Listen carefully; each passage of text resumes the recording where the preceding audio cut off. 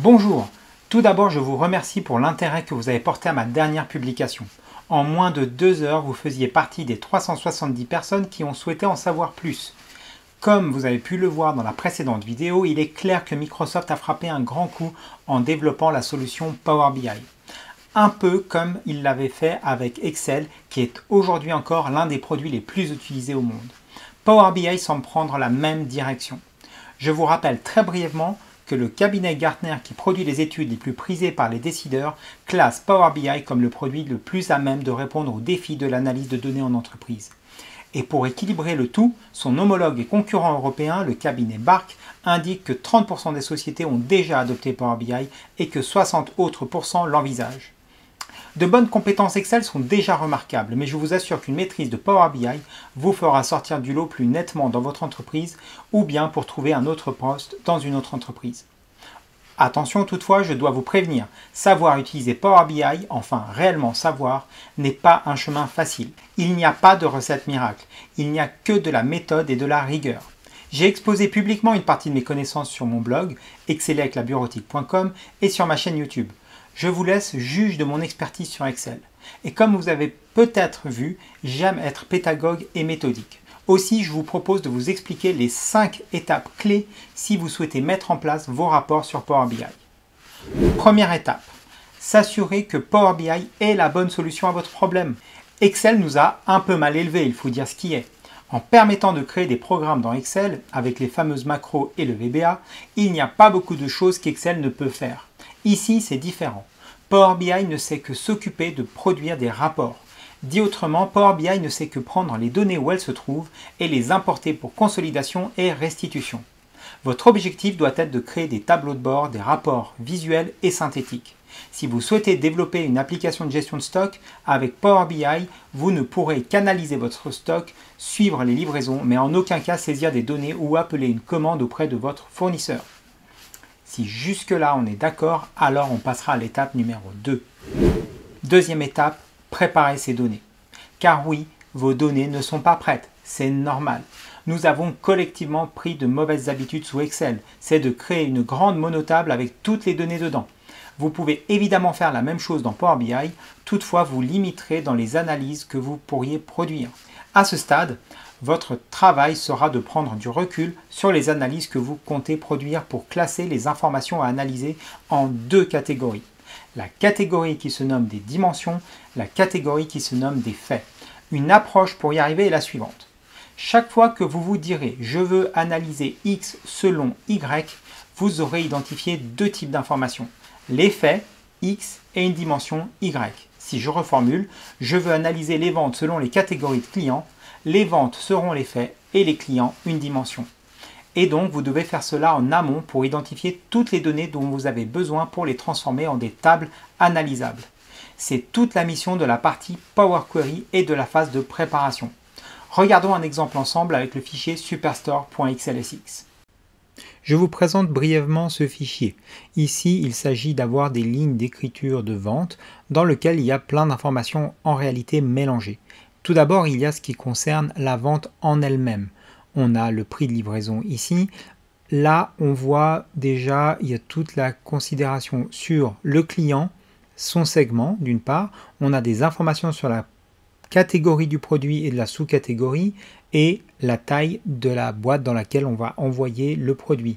On a également des informations encore du client et enfin seulement des informations liées à la commande. Ce qui fait qu'on a mélangé des notions comme les ventes, le produit et le client. Éventuellement, ici, l'adresse, ce n'est pas clair si c'est l'adresse du client, l'adresse du magasin, l'adresse du produit, mais en réalité, justement, ça mériterait de justement qualifier cette information, d'avoir au centre la table des ventes et ici, on va y dire 3 faits, l'axe des clients, l'axe des produits et l'axe du magasin où a eu lieu la vente. Et comme ça, on peut analyser les ventes par magasin, les ventes par client et les ventes par produit. On a des faits, les ventes et 3 dimensions. C'est normal à ce stade de se sentir dérouté par rapport à ce que vous avez l'habitude de faire avec Excel. Je me répète, jusqu'à présent et dans 99% des cas que j'ai pu observer, les utilisateurs d'Excel disposent d'une méga table unique à analyser. Techniquement, vous pouvez faire la même chose dans Power BI. C'est juste que vous vous compliquerez la vie dès que vous aurez besoin de certaines analyses. Le processus normal dans lequel vous allez vous engouffrer est: au début, je fais ce que je sais faire avec Excel. C'est bien et ça rassure, mais hormis le côté visuel, j'ai l'impression d'apprendre à utiliser un produit pour refaire la même chose. Peut-être même que j'ai l'impression que c'est en plus compliqué. Ensuite, il paraît qu'on peut faire des trucs plus sympas. Mais comment? Ah, comme ça? Ah, d'accord. Essayons pour voir. Pas mal. Enfin, oh mais c'est trop génial. J'aimerais ça, puis ça, puis ça. Wow, wow, wow. On peut, mais une chose après l'autre. Car d'abord, il y a la troisième étape. Vos données sont prêtes à être exploitées. Il faudra les lier entre elles dans un modèle de données. Troisième étape, créez votre modèle de données. Votre modèle cible doit être le modèle en étoile. Les faits au milieu, les dimensions autour. C'est dans la vue du modèle que cela se passe. Là encore, il y a des règles fondamentales pour lier les données entre elles de manière efficace. Ce sont toutes ces étapes préliminaires qui vous conduiront à des rapports efficaces et surtout justes. Ces relations ont plusieurs propriétés et règles d'usage dont il faut connaître la signification et les conséquences pour bien les configurer. La deuxième table la plus importante après la table des faits, c'est la table des dates. Celle-ci doit être parfaite pour utiliser les fonctions intégrées dites de Time Intelligence. Car oui, Power BI comprend la notion du temps et peut très facilement calculer les totaux de l'année dernière à la même époque ou du trimestre ou du mois dernier. Si vous êtes dans les finances, la comptabilité ou les RH, ça doit vous parler, non? Vous serez alors, et seulement maintenant, prêt à passer à l'étape 4. Quatrième étape. Créer des mesures dont vous aurez besoin. C'est un moment charnière de votre apprentissage de Power BI. Si je devais comparer avec Excel, c'est comme le jour où vous avez appris à créer des tableaux croisés dynamiques. Vous découvrez un autre visage d'Excel. Avec Power BI, ce sont les mesures qui vous feront cet effet. De plus, une mesure n'est pas une colonne calculée. Erreur de débutant tout à fait classique. Vous devez impérativement savoir faire la distinction entre une colonne calculée, comme dans Excel, et une mesure, très spécifique à Power BI. Les différences sont à tellement d'échelles différentes que c'est là que vous verrez celles et ceux qui iront loin de celles et ceux qui resteront bloqués. Cette étape impliquera l'apprentissage du DAX, le Data Analysis Expression, le langage qui fait toute la puissance de Power BI et qui dispose du moteur de calcul si performant. Sauriez-vous me dire si l'évolution des ventes des produits rouges a été plus ou moins importante que l'évolution des 5 produits les plus vendus l'année dernière? Et ensuite, vous pourrez passer à la cinquième et ultime étape. Cinquième étape, la création des visualisations. Et c'est une étape aussi cruciale que la décoration intérieure de votre appartement ou maison. C'est celle qui présente le résultat, celle qui met en avant votre travail. C'est la deuxième raison de la puissance de Power BI, les visuels, l'interactivité des visuels entre eux et la capacité à analyser en direct des contextes différents.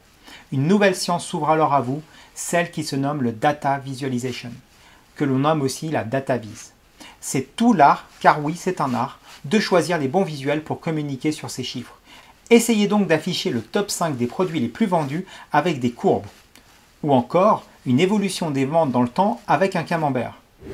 Voilà, vous connaissez exactement le processus à suivre pour réussir son projet de construction de rapport avec Power BI.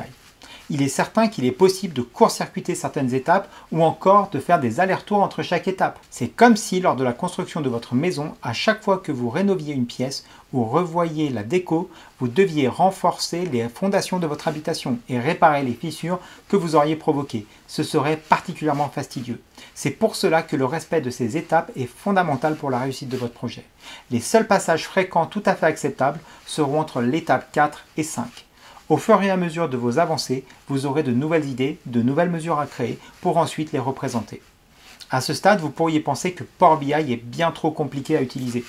Il faut dire que jusqu'à présent, on ne vous avait pas appris à créer des tableaux croisés dynamiques analysant plusieurs tables liées. Vous effectuiez certainement une recherche verticale pour rapatrier les données de la table d'à côté pour construire ce qu'on appelle une table à plat. Toutes les données dans plein de colonnes. Rappelez-vous, dans ma première vidéo, je vous ai avoué que j'étais allé jusqu'à la colonne IX, la 250e colonne d'Excel. Comme quoi, je vous comprends.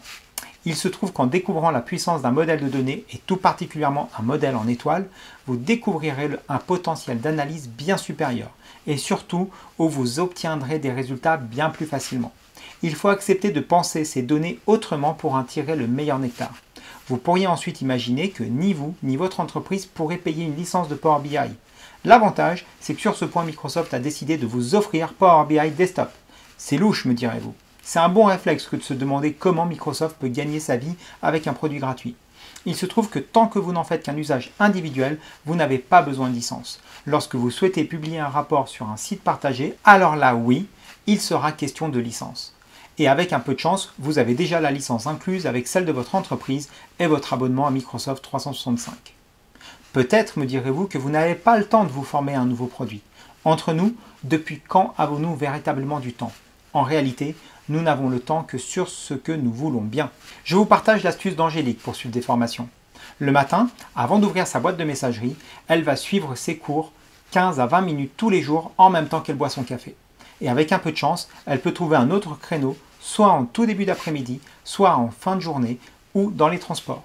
Le temps, c'est une question de discipline personnelle. Vous venez de voir aujourd'hui les 5 étapes clés pour produire un rapport. Êtes-vous prêt à aborder ce nouveau monde? À produire des analyses que vous n'auriez pas imaginées faisables? À apprendre un outil indispensable pour la prise de décision, plus puissant qu'Excel et qui est juste là, disponible dans les 2 prochaines minutes sur votre poste de travail? Parce que moi, je suis prêt à vous parler de plus de détails sur comment vous pouvez y arriver dans la prochaine vidéo. Alors dites-moi plus sur votre manière d'apprendre au quotidien. Préférez-vous être guidé pas à pas ou bien est-ce de manière erratique au gré des tutos sur YouTube? Est-ce que vous prenez parfois le temps de vous dire que vous pourriez automatiser certaines de vos tâches? Et le faites-vous ensuite? Dites-moi en commentaire les situations que vous rencontrez. À bientôt pour la prochaine vidéo.